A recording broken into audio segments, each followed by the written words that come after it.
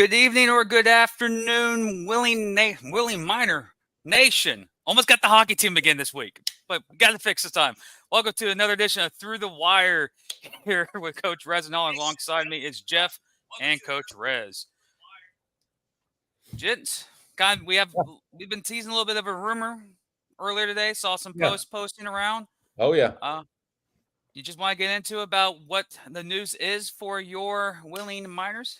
Yeah. So we are excited, and which it's falls right in line with everything else that's been going on the last couple of weeks of some of the crazy broadcasts that you've seen and different things like that. So we've talked from the beginning of trying to do things the right way and put it out there. Some of the stuff we're trying to do, and for us, what our announcement is our partnership coming up with one JB Digital Media, handling our broadcast. Our YouTube broadcast for our home games, which is pretty awesome for us. Not necessarily a requirement for our league, but for the future of what we're trying to do, it will be a requirement. So we figured we might as well get some stuff in order now and get everything in line and everything worked out for what we need, and no one better than JB and his team. So no further ado, the members of JP Digital Media, Jonathan Burkhart and Chris Thornburg. Gents, welcome to Through the Wire with Coach Rez. Yeah, thanks for having me. Thanks for having us. First off, as Coach Rez announced, in this industry, good production, good quality is key. We saw a couple games this past weekend that there are little questions with broadcasting. What is your experience and what is your plan to execute a almost perfect or prestigious broadcast?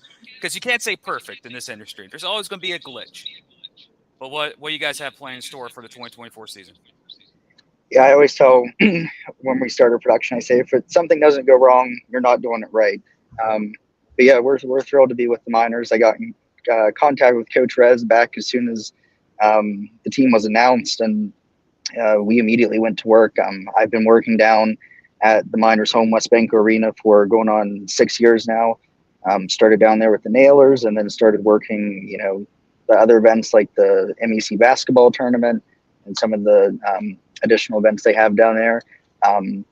So knowing our venue was the biggest thing. We know where all the good angles are to be able to set up and get stuff started. And then talking with Coach Rez about what his needs are as far as the team for video review and that kind of stuff. And then just lining up to create, an experience that, fans want to watch the broadcast, and even the fans who are in the building, when they go home, they're going to want to watch the broadcast to see some of the stuff we're working on.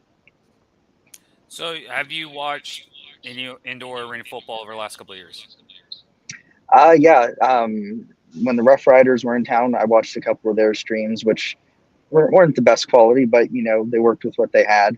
And then a couple of the national finals on CBS, I watched and rewatched a couple months ago to kind of get an idea of what they were working with. So how many cameras are you planning on having? So right now we're starting with 8, your traditional, main game and then tight follow. One of the things Coach Rez and I talked about, we're going to have an on-field fan cam kind of deal, which should be kind of cool, but also to get some cool tight shots of the players, get some of the emotion and up close and personal. And then with Westbanco Arena being also a hockey rink, in between the benches, there's a space that will have a manned camera that will provide a couple of really good shots as far as down the field, and then also some of the stuff that goes on at the benches. So who will be your broadcasting crew for your production? So we lucked out as far as play-by-play. We got 2 of the best in the game. We got Jeff and then Chris, who I've been lucky enough to work with in the past. We probably worked together. We started, I think the first time we met, we were doing football over in St. Clairsville. I helped with their broadcast and got to know them. So yeah, we're more than happy to have them along for the ride because, like I said, they're the best in the biz. Appreciate that. All right, Jeff, this is time when you start flexing.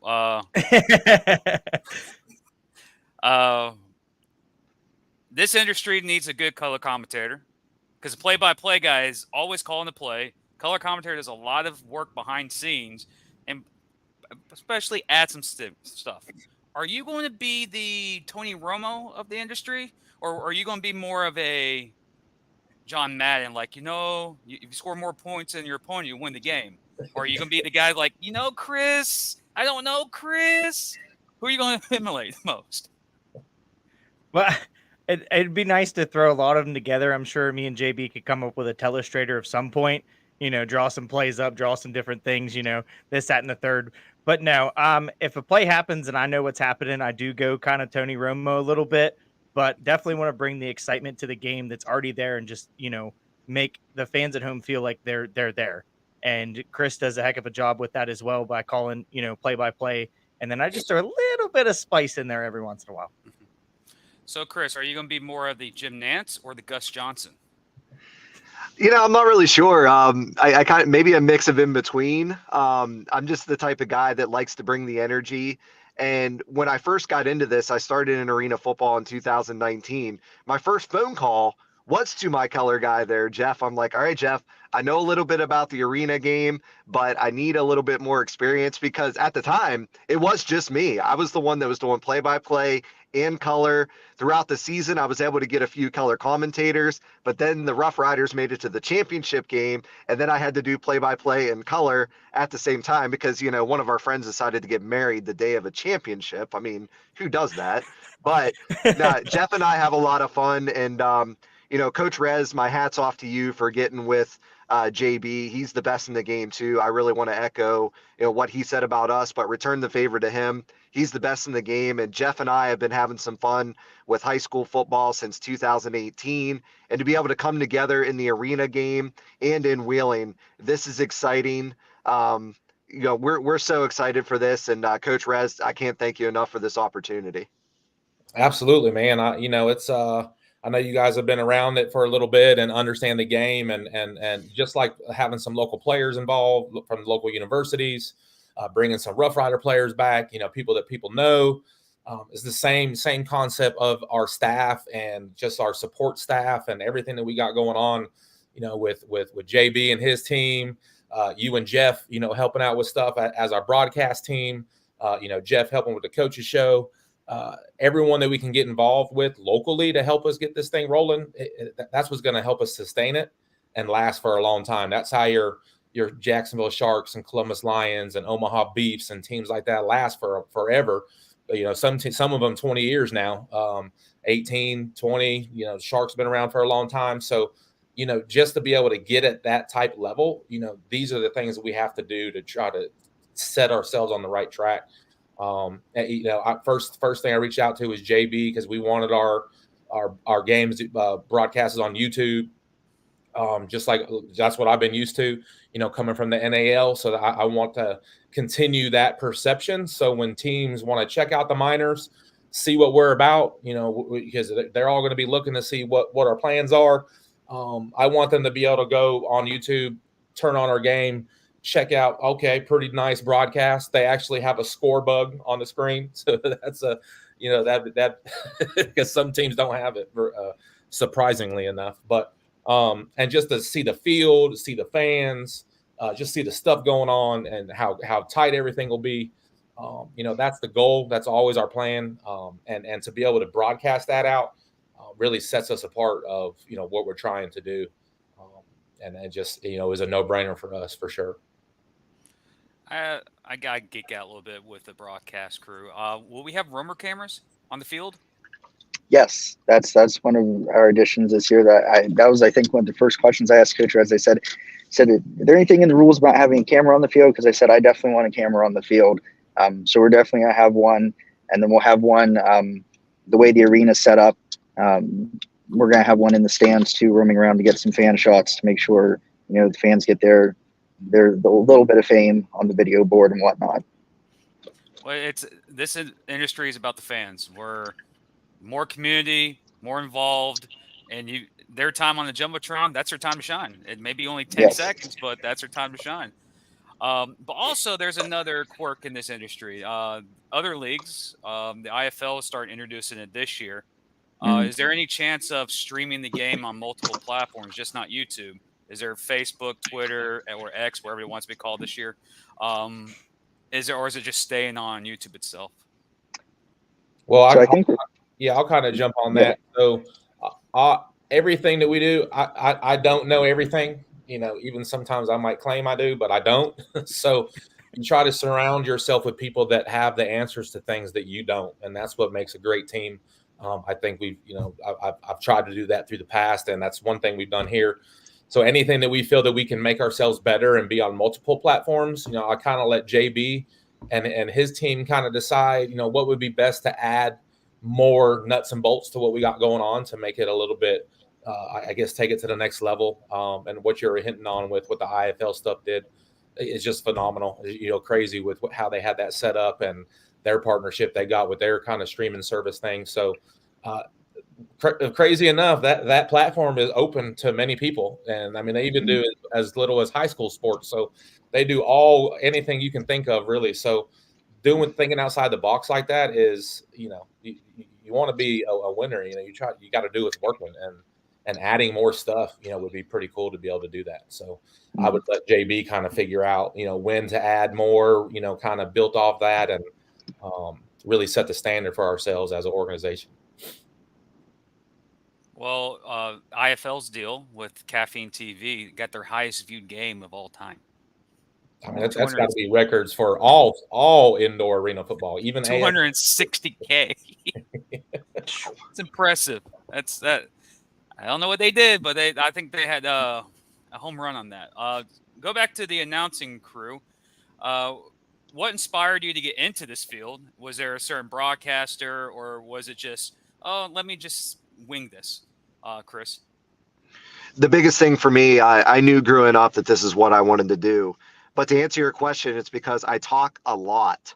And you're going to find that out there in the games. Jeff knows this. I'm sure Coach Rez has known this, getting to know me over the past few weeks. But no, in all seriousness, when I would go to games, I was listening to PA announcers. When I was watching games on TV, I was listening to the commentators, no matter what sport it was. So this is what I knew that I wanted to do throughout my career. And I just went for it, and I haven't looked back. And I've just been forever blessed throughout my career. It's taken me to places like Oklahoma, Michigan, of course, my hometown there in Wheeling, broadcasting St. Clairsville High School football, which is what John and I first met.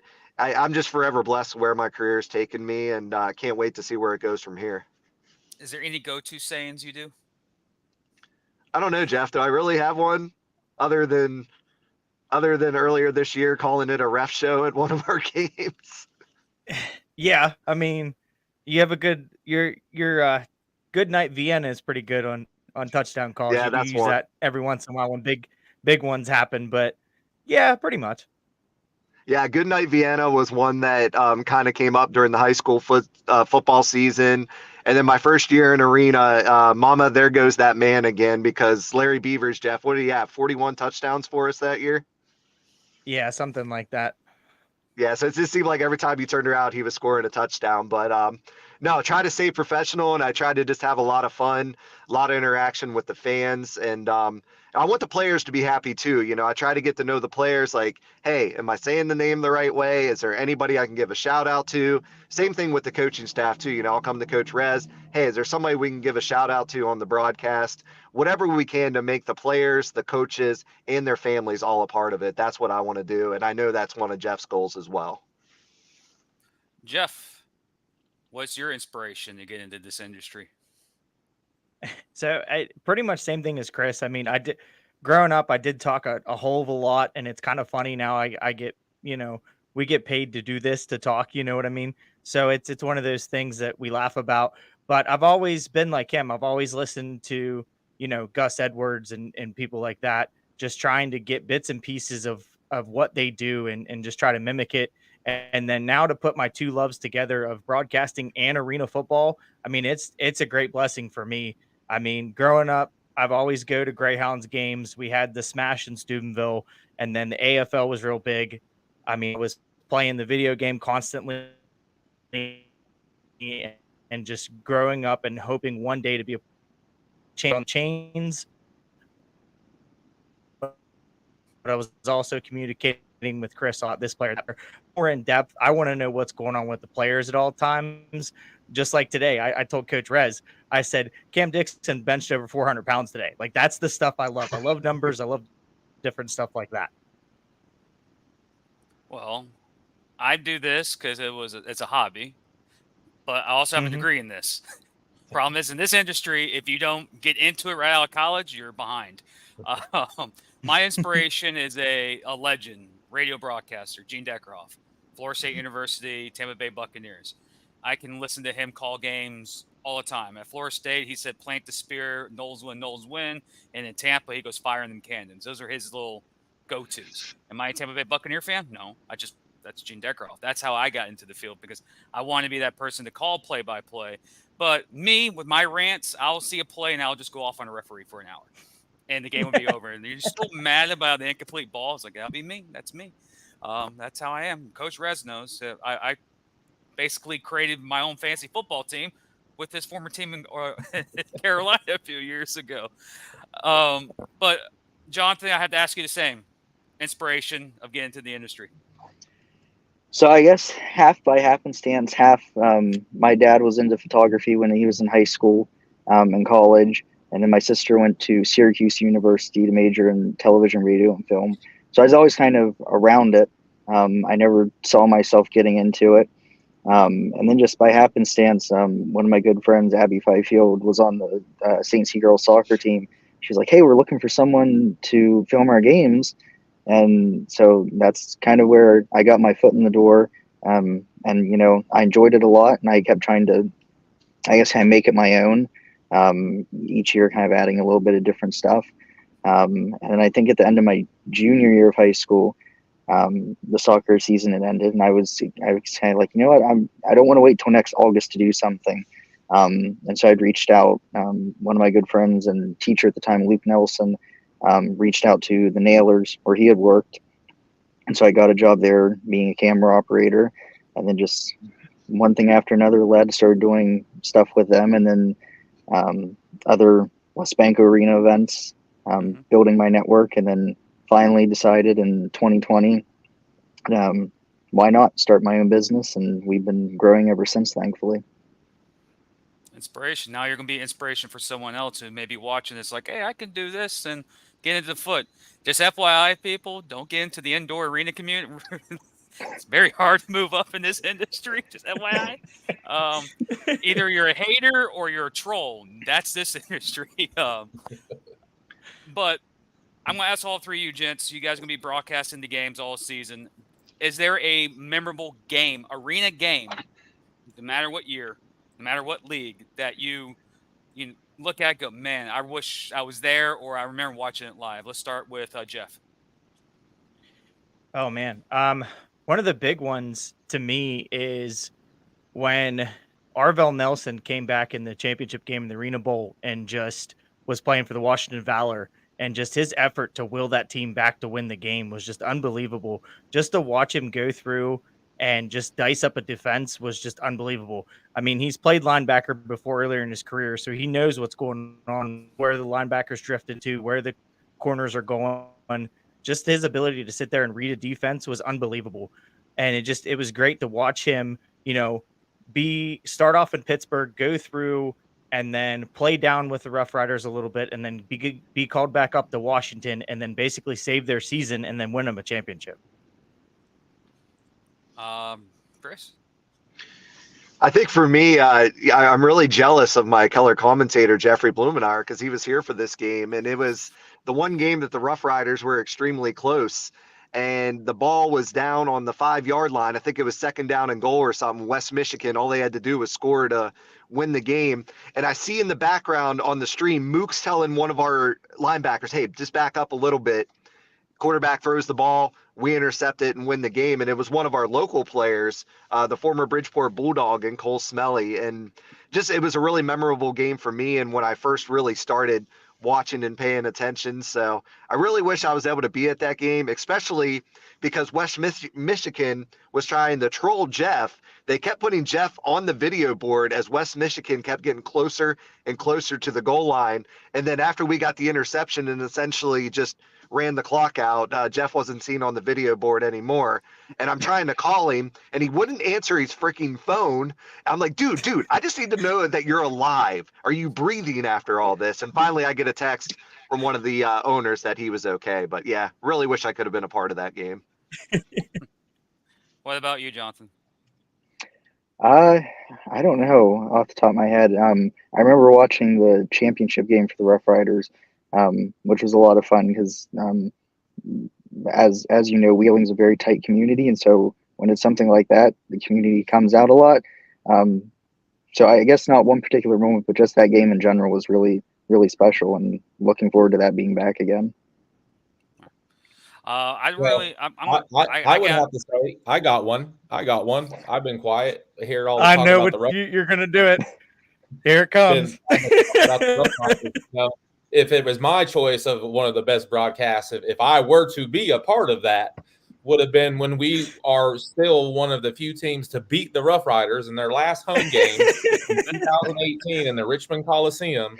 And we're down 17 at halftime, and we come back and quiet the arena and to win the championship. And that would have been an awesome game to call as a broadcast guy, as a color or play-by-play, and even a fan watching. I know our fans were excited. So that was a pretty good experience for us. And so I wanted to throw that out there, and that would have been a good moment as well.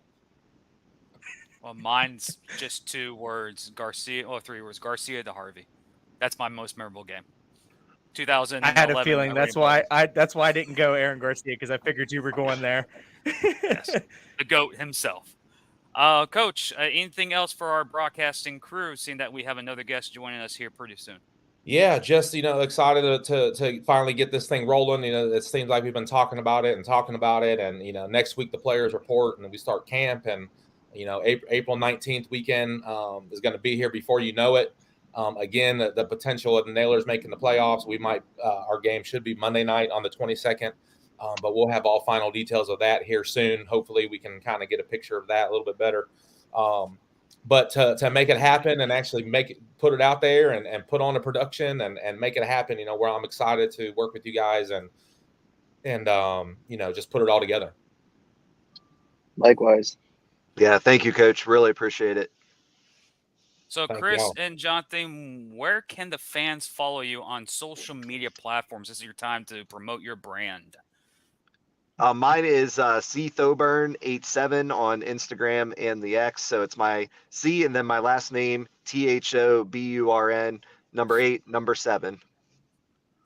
And And for all you, of our- JB? Yep, all our stuff is 1JB Digital Media. We're mostly active on Instagram and Facebook, but we do have a YouTube and Vimeo page. Don't really use X or Twitter anymore, but that's where you can find us. Well, gents, I want to say appreciate, welcome aboard. Look forward to the broadcast for the 2024 season, and hopefully you guys, kick ass. Excuse my language, but do it, because this industry needs legends to elevate it even a little higher than it is before. So I appreciate you guys joining the Coaches Show, and don't be strangers, because you are now part of the Wheeling Miners organization. Absolutely. Thank you so much. And we know Coach Rez is going to put a winning team on the field, and it's going to be up to all of us to do it as well for the broadcast. So thank you guys so much, and we can't wait to be there and get started. Absolutely. Appreciate y'all. Thank you guys for having us. Coach, that is your broadcasting crew for the 2024 season. Didn't really ask you this, but why them? Mm-hmm. And why now? So the biggest thing for me was to get people involved and know the area, know what's going on. He already does a lot of stuff for the hockey team there in the arena. So to be able to have him associated with knowing where everything's at, being able to implement the things into the ribbon board and the Jumbotron and all those things, because you just don't snap your fingers and that stuff comes on the Jumbotron and ribbon board stuff. So it's a very intricate process where they got to, input the information and things got to be to certain specs. And how they input that stuff. And, I don't want to have to do that. So to have someone on board that knows that whole system and get it done and uses their camera system already and their video system. So it just made sense to, to partner with him. And it's important for us to put on a good show. When people from out there are going to check, to see what we got going on, or just happen to not be playing that week and want to see a good game. I got a lot of friends and stuff out there that, still follow a lot of things that I do. So for them to check it, I want them to look at what we're putting out there and say, that's pretty awesome. Coach Rez and the guys there are doing a great job, and, the Miners are actually for real. So let's hopefully we can see their future grow and see where it takes them. And that's really the whole basis of the whole situation of partnering with a group like 1JB Digital Media. Well, as we know in this industry, great production, great quality, puts a good image on your brand, and that can accelerate you to a higher league. And I'm looking forward to it. I may be your biggest critique, because I am with a lot of other people I work with in the industry. I'm like, the sound, yeah, I know, but it's annoying. Green Bay. Well, you already know if I'm willing to listen to what you got to say from a roster's perspective. Obviously, your forte is media. So if you were to say, some critique, some things here or there, obviously you already know that they'd be implemented the next week. So problem is my fantasy team, I forgot to start players in the playoff game. That was my bad, Coach. I'm sorry. I apologize on that. Hey, that's the way it works. You have a good season all year, and then you make some changes, and all of a sudden you're watching from home. So, yeah. Well, no further ado, we have a special guest for the second part of our show. Coach, who is this individual? Yeah, so another one of the local college players that I made it a point to. There's a lot of talent here in this area, and so Joel Zellum, defensive lineman from Waynesburg University. Just what's crazy is he's one of three players for me in my career where I was many hours away from where I was coaching to find a guy that's 30 minutes from us. So we found he was another product that we found at the National Scouting Combine there in Indianapolis. With Jimmy Kibble's combine that he puts on, and glad to be a part of that staff and working with that. So, Joel's another player that we found there and was able to work things out with him, and with him being close locally, really, was a no-brainer for us. And, he had some things to think about of what he wanted to do. And, and he'll talk a little bit more about that, but with his family stuff and everything that he's got going on, it just made sense for him as well to be close to the house and be able to play with a good organization. Welcome to the show, Joel. I'm Jim, by the way. But Jim, nice to meet you. I don't know if I've met you yet. I know that I met Jeff down at the tryout workout that Coach Rez held in Wheeling. I don't know if I've met you yet. It's good to meet you virtually, and I can't wait to meet you. Well, I'm in Jacksonville, so that's a long little road trip for me. But not going to happen. Joel, I just have one question. I saw a video posted 2 weeks ago from a scouting combine, and you say defensive line and fullback. Yes, sir. Usually you don't see fullback attached to a defensive lineman. Why is that? I don't know if it has to do with skill set or just rarity, but I don't think coaches are very much. I don't think they're very comfortable in putting big guys in those positions. And something that Anthony Prevost was willing to do at that combine was to put me in those spots and run me in those spots in practice to see if I was capable of playing, fullback, tight end, whatever it might have been at the time. And so Coach Prevost, Anthony Prevost, gave me that opportunity, and I was lucky enough to have Coach Rez to see that. And, he put it in the article and he put it on my graphic. So I think it'll be a good match there. So you're from Beaver Falls, Pennsylvania, which is about 45 minutes from Wheeling? It's probably 45 minutes to an hour. Yeah, that's where I am right now. My mom is watching my son right now while we do this little interview. So I'm in Beaver Falls right now. Yeah. So you're a Steeler fan right now? Yeah, of course. Okay. Just wanted to ask so I don't ask a question about the other team from the other side of the state. Yeah. I know this is off topic. What do you think about the two new quarterbacks, Fields and Bronco country of? freaking Russell Wilson. Obviously, when you lose a guy like Big Ben, you're not going to always hit on the replacement. Not everybody's the Green Bay Packers. So, we missed with Kenny. It didn't work out with Kenny. But we brought in a young guy in Fields with roof over the potential. The sky's the limit with his roof and his ceiling. And then Russell Wilson, who I think is a guy, he had the same amount of touchdowns and interceptions as the MVP of the league did last year with considerably less help in Denver, in my opinion. So I think, we brought in a guy that's a good short-term option, and then we brought in another guy that we're hoping could be the long-term quarterback. So I'm a huge fan, and I'm really excited. I'm really excited to see what the Steelers do this year. Okay. I have a buddy who's a diehard Steeler fan. He doesn't know what he's doing. He doesn't know what he wanted to do. It's like I joked with him. It's like you get Bronco country. You know what happened in Denver. Now you get Justin Fields. So was it let's ride or let's jump off of a building? I don't know where Steeler fans are at right now. But Jeff, you watched him. You've seen him. Describe what you think. Why he fits the willing. Actually, Coach Rez's team. Period.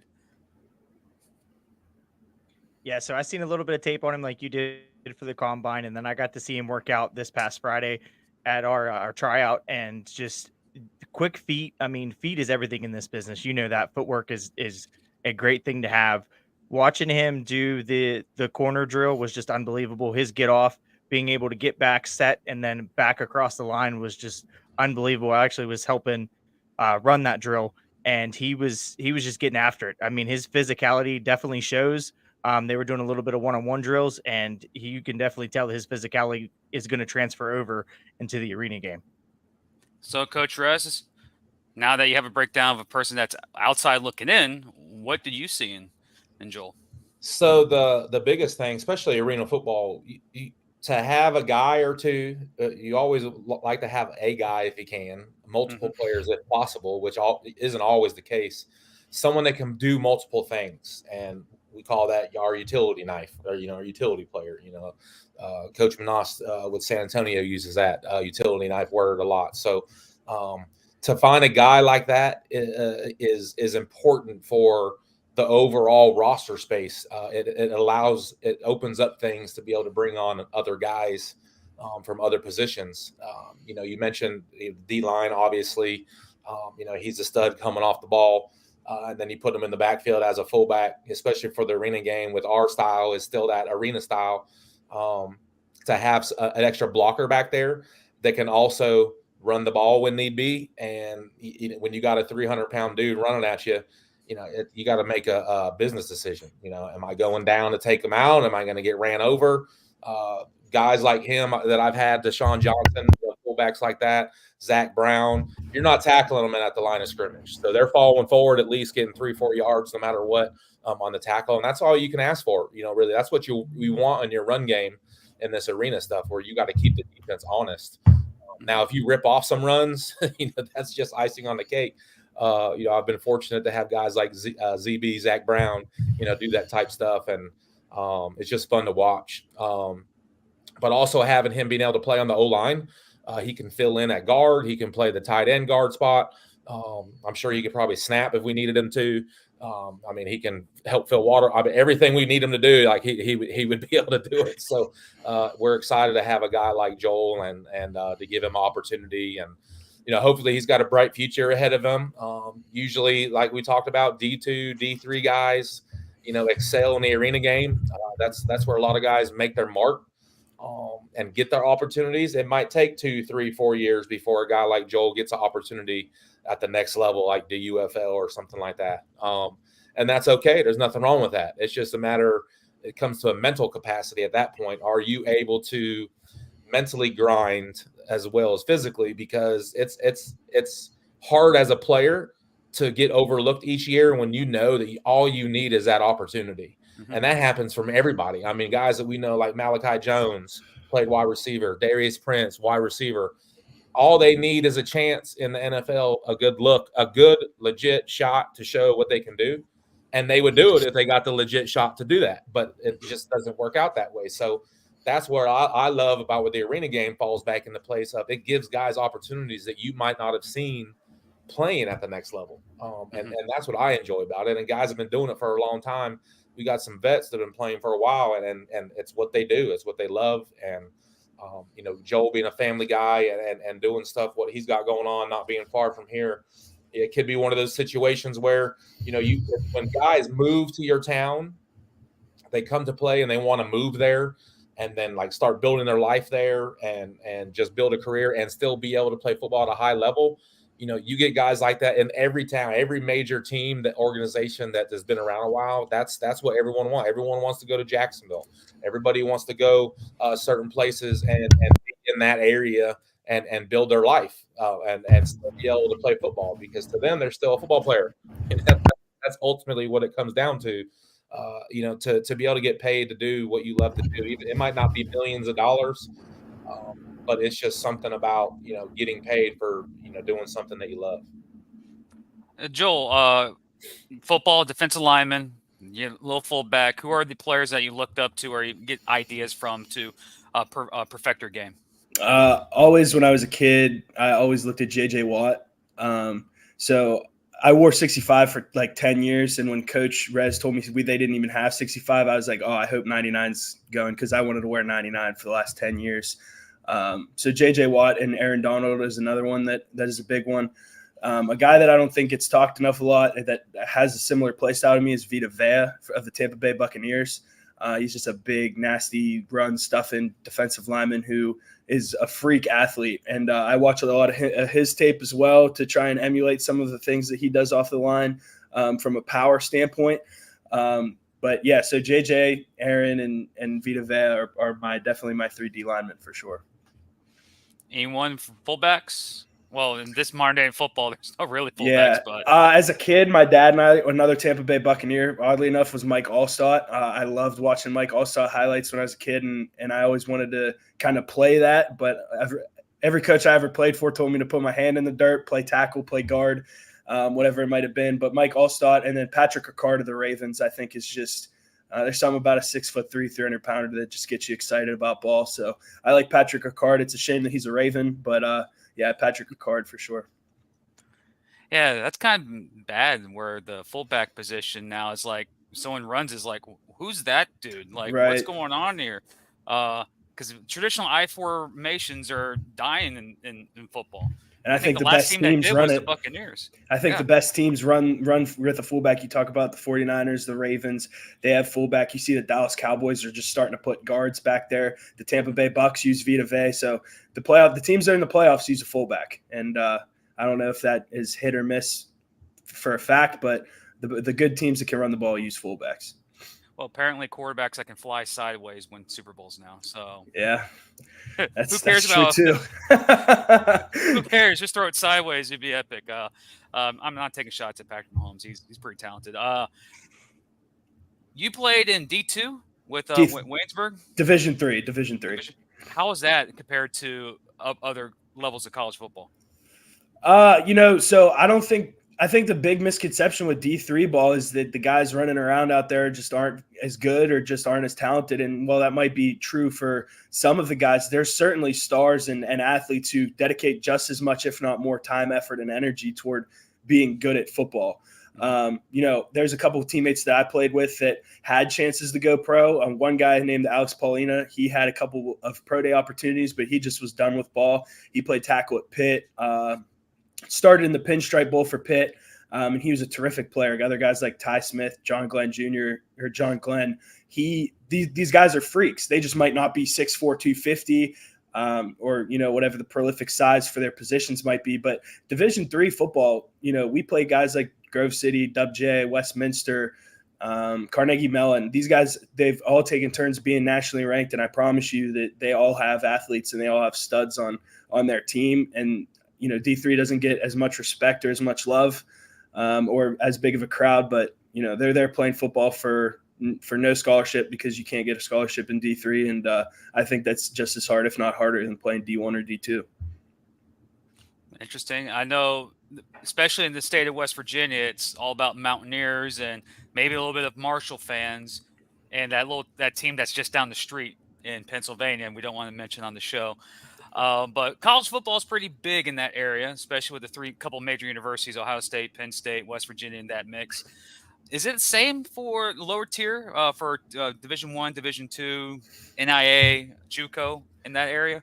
What I'll just come to be honest, Waynesburg in my time didn't have a ton of success. We didn't have a winning season, so it's hard to get people following a program if you're not getting the W's. But they're turning the ship around. We got a new head coach, Coach Coleman. He's the reason why I played the extra years that I did. He's a guy that I wanted to play for and a guy that gave me the opportunity to play. But when you're not winning, people aren't going to come out. But when you're playing against a good opponent, and if you hold your own and if you get a couple of upsets, people get fired up and people get excited. Certainly the teams that were on the top of that conference, you'd go to their house and play, and the atmosphere, they'd be packed. They'd have the bands playing, they'd have people outside the gates watching. So people get fired up for football in Western Pennsylvania. And I don't know how familiar you are with it, but Western PA, WPIAL, even college football, the PAC, the PAC, it's some really, really good football. And if it's good football, people will come and watch. So that's the thing I know what Coach Rez is trying to do. He's trying to find people, players in that area that actually have football pedigree. And based on what you've been telling me about your university and the tradition that is that area of the country, I think Coach Rez has a lot of diamonds in the rough in that area of the country. Coach? Absolutely. I mean, that it's just there's a lot of athletes here. There's a lot of athletes from here that are playing on other teams across the country in the IFL and the NAL, those type things. So it's our goal to create an atmosphere and a reason for them to come back home and stay home and play for a team where they're at. I mean, because just like Joel said, to have a good following, especially if you're winning games and it's good football, people are coming out. We might not be sold out this first year. We're going to have great crowds. It's possible. But eventually, as we're building this thing, you're not going to be able to get a ticket. It's going to be a fun time to go because we're putting on a great show too and happen to have a good football team. So everyone wants to be a part of that. And this is one of those blue collar communities in this area that, the town can shut down, so to speak, to go to the Friday night football game type thing. So that's the vibe we're creating. That's what we want, the support that we're expecting. But we're trying to do stuff on the flip side too, back into the community and do those type things. We got a lot of stuff coming up and everything's going to happen right at once. And so that's what we're, looking forward to. And, the time is here, the time is now, we're ready to go. So, just excited to give guys like Joel an opportunity. Joel, just a quick question for you. So I got to talk to you a little bit, chop it up a little bit, so to speak, when we were at the tryout. You were there at the scouting combine. Coach Prevost comes to you and starts talking to you. What's it like learning from somebody like him who's very like you, plays a lot of multiple positions? And then the second part of that, how did you feel when you seen it come across yesterday that he was signed to the same team? Yeah, so the first part of that question is I was shocked that he, when I went over, we didn't have a lot of linemen at the scouting combine this year. A couple guys backed out quickly. Excuse me, hold on.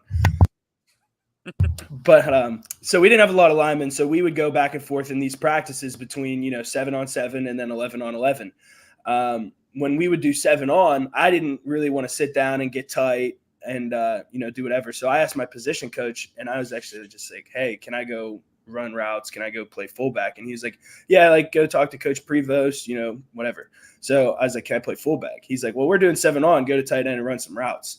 And so I thought that I was going to go run just one route, two routes, and then have my fun and leave.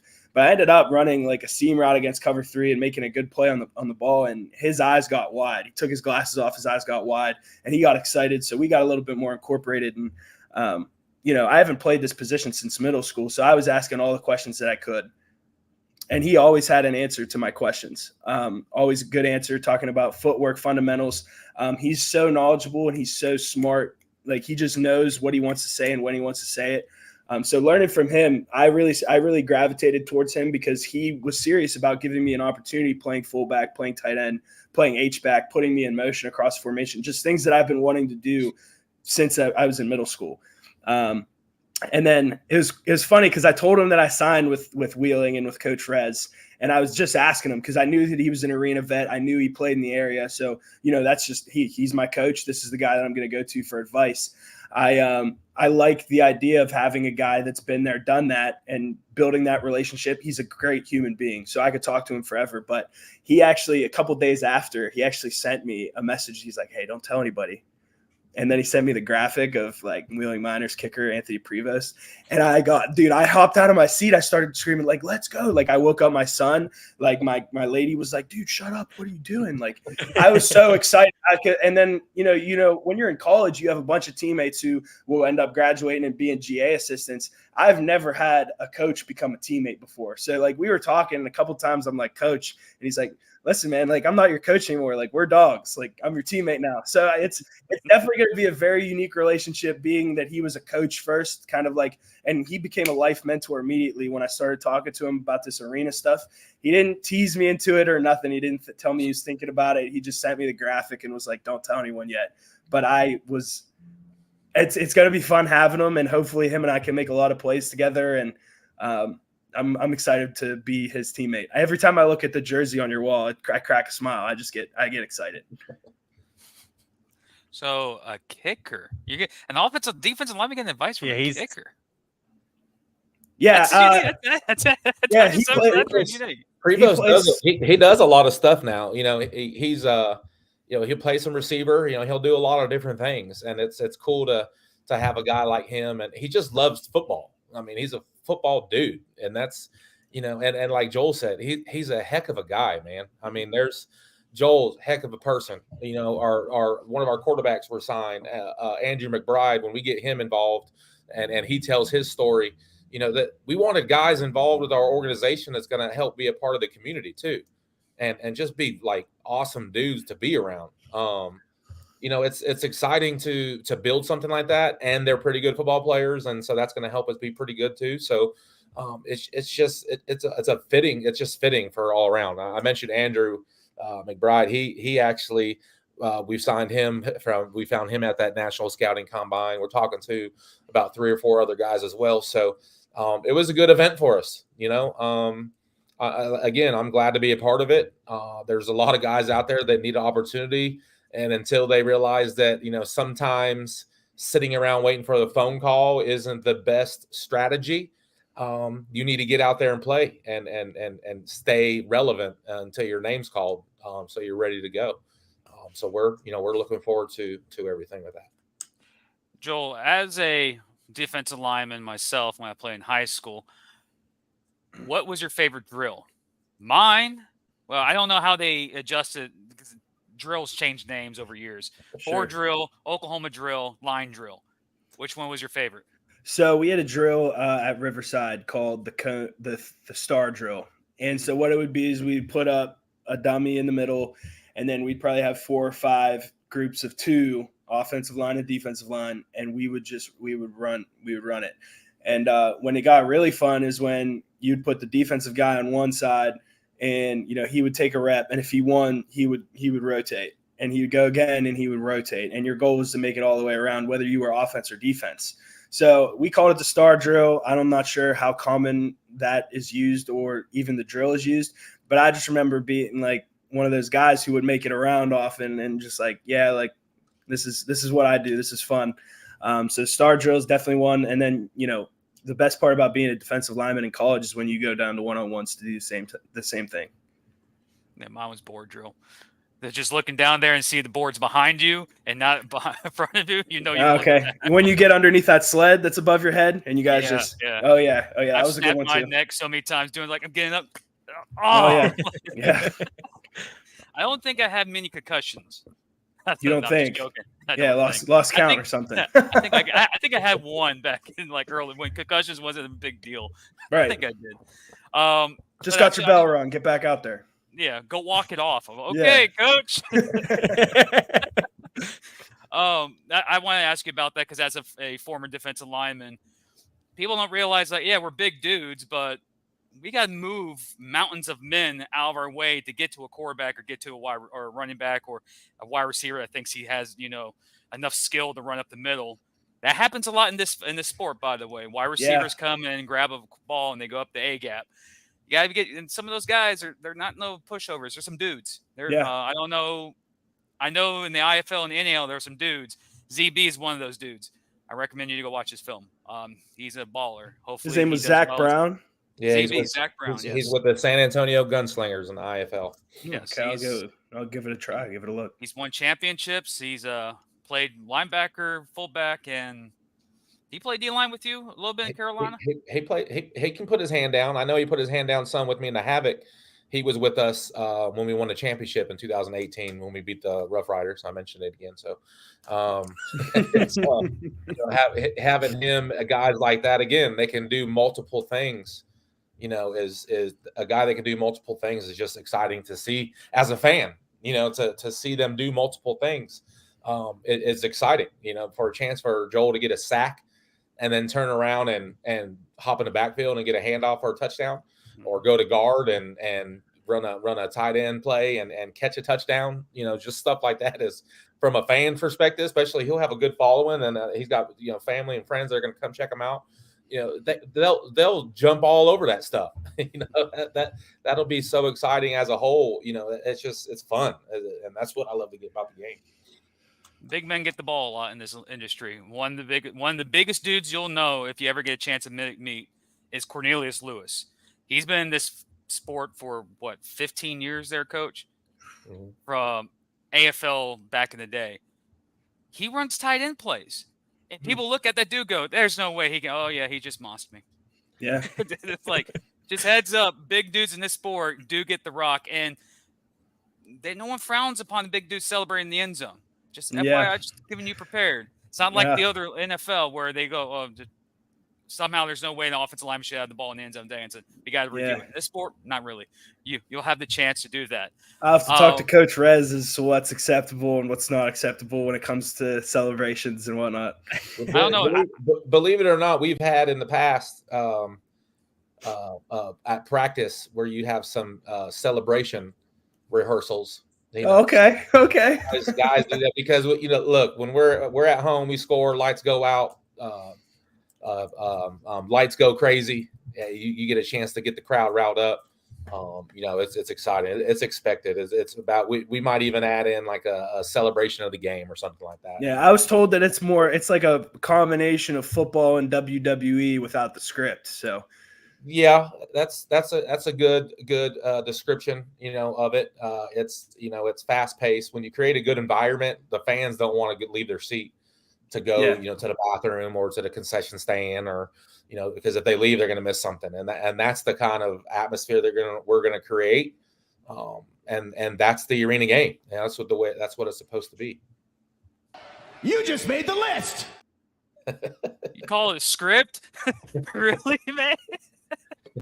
You just offended me and Jeff. We're wrestling fans. Come on, guys. You don't have to pretend. I don't know what you're talking about. Okay. Kayfabe is real. I don't know what you're talking about. All right. I'll leave it alone.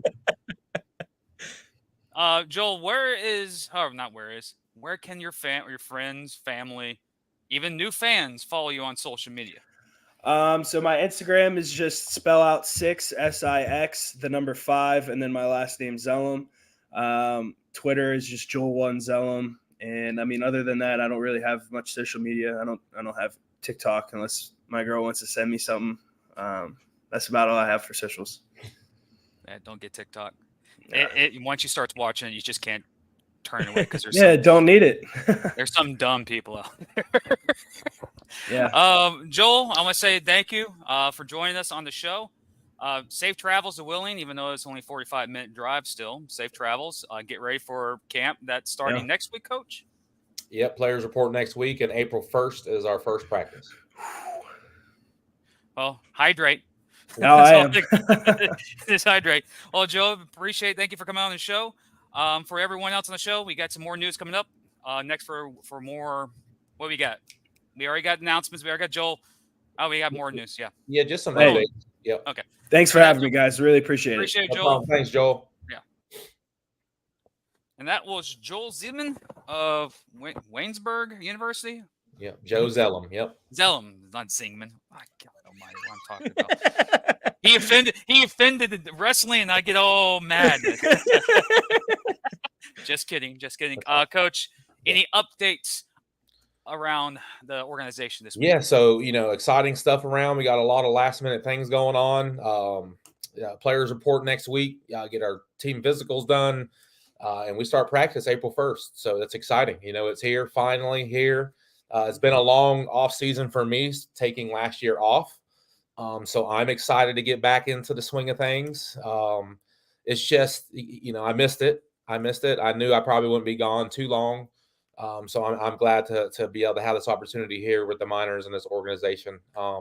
We talk a lot of stuff about the community aspect, and one of the things is we've had a great support so far with ticket sales, and that's going to be a big thing for us. Even though it's a more of a walk-up town at the events, we've had a pretty good turnout of our season ticket holders, and we're excited for that. So everywhere I've been, specifically my last team with the Cobras, we always did a season ticket pickup party, which was a fun time to get around the fans, get around season ticket holders, give them the opportunity to meet the players and dancers, and that'll be the first time for our mascot to be out in public. So that's pretty cool. So basically what it is, and for all of our season ticket holders, we'll be reaching out to you guys individually by email, by phone, just to give you a heads up on what's coming up. It's an opportunity for you to come pick up your season tickets. Some people have asked online so far on some comments of when do we get our season tickets? Well, you'll actually get to pick them up in person we're still working on some final details, but it'll be at Generations, which is one of our partners. Is a restaurant, bar, sports bar scene. Awesome place. I probably eat there almost every day. There's a couple days where I ate breakfast, lunch, and dinner at the restaurant. So it's a great place. We got some cool things going on. When the season ticket holders come to pick up their tickets, they'll get a gift for supporting us, and that stuff like that goes a long way to the fans. And we'll have merchandise on hand, and of course, if people want to buy more tickets, we'll have those. It's open to everybody, but it's primarily for our season ticket holders and our partners, which are our sponsors. Mm-hmm. But our community partners can come, and they'll pick up their tickets and be able to see some of the fans and see some of the players. And everyone's excited once you get the players. No one wants to see my mug no more once the players get in town. So getting them involved in our dance team, all those cool things is pretty awesome. We got another cool surprise. We're trying to drop stuff, in a process here, and we've got another reveal, so to speak, at our season ticket pickup party on April 7th at 3 p.m. at Generations, and then our first restaurant show will be that following Wednesday, April 10th at Generations. Our first restaurant show, meaning fans are involved. Fans will be able to come out. They'll be able to ask questions live and those type things. And we'll have a period where they can do that. And just a lot of fun stuff coming up. Another thing that we'll put out here pretty soon, something to do with our show. It's kind of being elevated a little bit and things like that. So we're trying to do as much as we can to put out a good product all around, on and off the field. I think we've done a good job so far. Long ways to go to be where we want to be. You can see on our website, our partners are picking up, and all of our partners listed. We're pretty excited about that. I'm proud for the things that we've been able to accomplish so far. It takes a lot of stuff to go into this. People come to the games and just have their opportunity to spend their time with their families and enjoy a good product. But there's a lot of things that go behind the scenes to be able to put that on, and a lot of people that have a lot of different roles to do those things, and people don't really think about that. And when they do, it's like, holy cow! Like, you got to do all this stuff. Like it's a lot, and I'm to the point now where I'm starting to get overwhelmed to where now our interns will get involved in stuff, and some of our other staff will get involved in some things, because come game day, I'm not doing the shaking hands and kissing babies, so to speak. I'm coaching, so. Game days for me, once 12 o'clock hits, I'm football, so hopefully we got everything in order by then to where we got great people on board. They can keep that train moving, on game day. And it's just an exciting time. A lot of cool things coming up. So season ticket pickup party, April 7th, Generations, 3 p.m. And then our first coaches show at Restaurant Style, Generations, 6:30. We'll have another reveal then, and, a lot of cool things, like I said. So I'm looking forward to it. Well, we had a little interaction. Well, me and Jeff did, and it include you in it. I had to share the tweet, but we got to do it. Jeff knows what I'm talking about. When he tells you who he's a big star now. Right here, There we right here go. workout. I had captions. He just said, I'm a big deal with a top 5 coaches show. That's thanks to you, the fans. And then Jeff replies like, I don't even know you. Uh, oh, that's hilarious. Again, to you, the fans, the listeners, I want to say thank you. Through the Wire has now become the most watched show on the Inside the Walls Network. We've surpassed 5,000 viewers in only 4 episodes. That's because of you guys. I want to say thank you. Really appreciate it. I'm not here for clicks. It's just amazing how you guys have come out and support the organization. And remember to get your tickets now. Single games are available. Get season tickets. They're still available too. And I want to say just thank you to Coach and Jeff. We're a couple of weeks away from the season. Then we have the season to go. So thank you to fans for your support. That's an incredible accomplishment. Not even you're out doing Inside the Walls podcast there, Coach. And I've been around for 3.5 years in Inside the Walls podcast. So again, that's with you and your fans here in Welling. Thank you for the support. And I look forward to keep doing this throughout the season. Absolutely appreciate everything you do for the sport itself. The game, even though we're in our mother's basements, we put on a good show regardless. It's just about, the stuff we talk about. I mean, what's cool is every city, every team, every organization is doing the same stuff that we are. They just choose a different route to how they put it out there. And I think the network's going to grow, as people see what's going on, especially with San Antonio show. Omaha, the Green Bay guys was pretty cool. I listened to a little bit of that, which I believe that's just 2 fans, right? That are just those are 2 diehard fans. I'm sure their organization appreciates that support. Kind of. You would think, but in any event, everything that we're doing so far is just support from our fans, and I'm excited. That's why we're here. That's why we're in this area. I feel like this fan base is going to be rocking, and no matter what our future looks like, it's going to be a tough place to come play, and it's going to be loud, nasty, gritty. Just that blue collar vibe. When you come to Wheeling, like you're coming to work, and if you ain't ready, you're gonna leave pretty sad.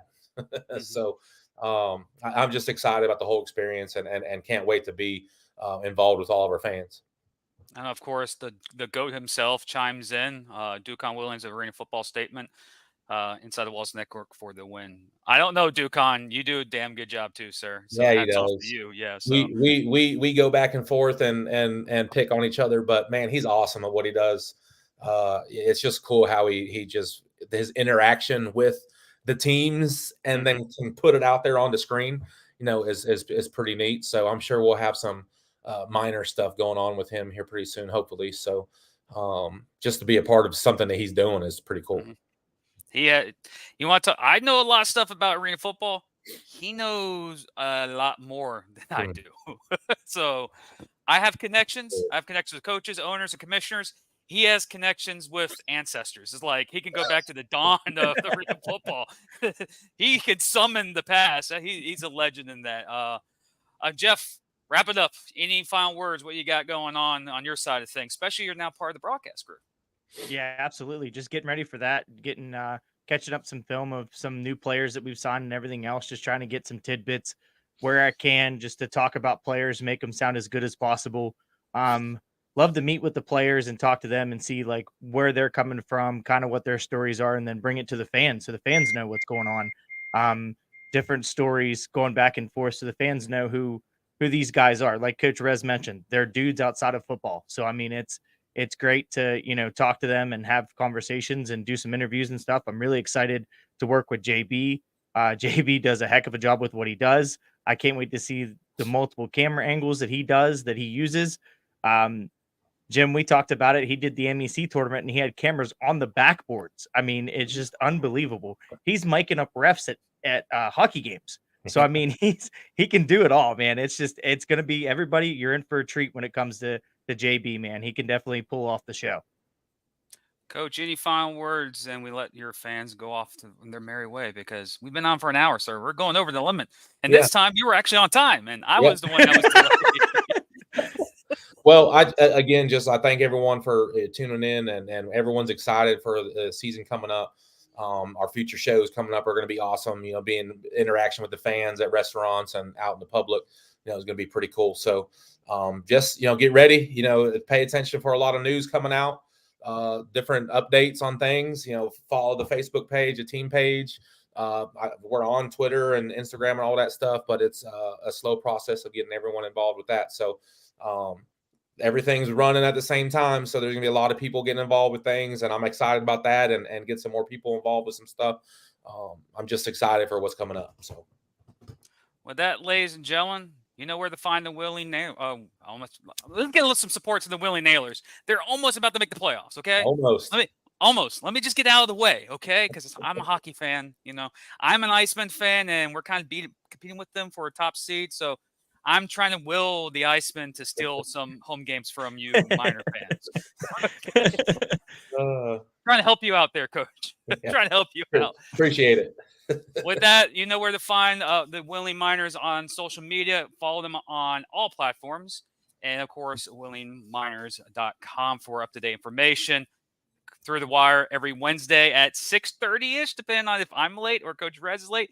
Next week, it's going to be Jeff. He's going to be the one that's going to be late. Well, good news is next week I'll be here in Wheeling for the season, so I don't have any excuse of that I just got in town from North Carolina. So, Appreciate. So I'm going to be late. I'm going to just say I'm going to be late next week. But anyways, ladies and gentlemen, that's been episode 5. Thank you for the support over the last couple of weeks. Tremendous. You don't understand. Over 5,000 views. That's incredible.